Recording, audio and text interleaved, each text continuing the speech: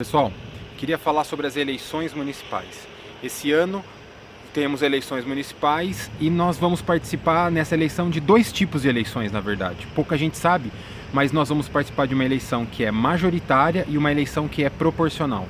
Eleição majoritária é a eleição para prefeito. Os mais votados são eleitos. Em algumas cidades maiores e capitais tem o segundo turno. Mas, de maneira geral, os mais votados são eleitos. Para vereadores, e essa regra também serve para deputados, nós temos as eleições proporcionais. Você já deve ter dito, ou pelo menos escutado alguém dizer o seguinte: eu não voto em partido, eu voto na pessoa. Mas, gente, queria dizer para vocês, para as eleições proporcionais, isso é impossível. Você primeiro vota no partido, preferencialmente naquele candidato. Então, quando você vê um número de um candidato, os dois primeiros números que aparecem ali são os números do partido e os outros do candidato.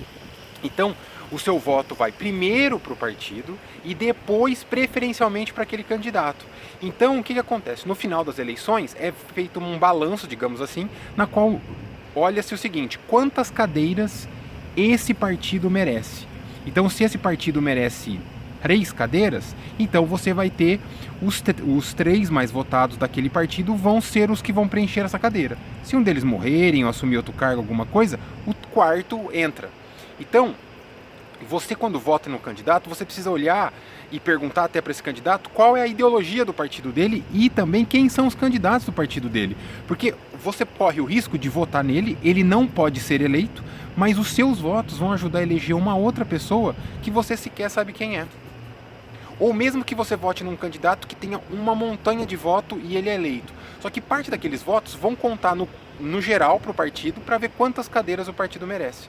Então, é muito importante que você se interesse pelo conjunto dos candidatos daquele partido, qual é mais ou menos a ideia daquele partido, porque aí você vai fazer uma escolha mais consciente. Você vai dar um voto para um candidato, mas eventualmente ele pode não ser eleito e o seu voto vai estar ajudando a eleger outros candidatos.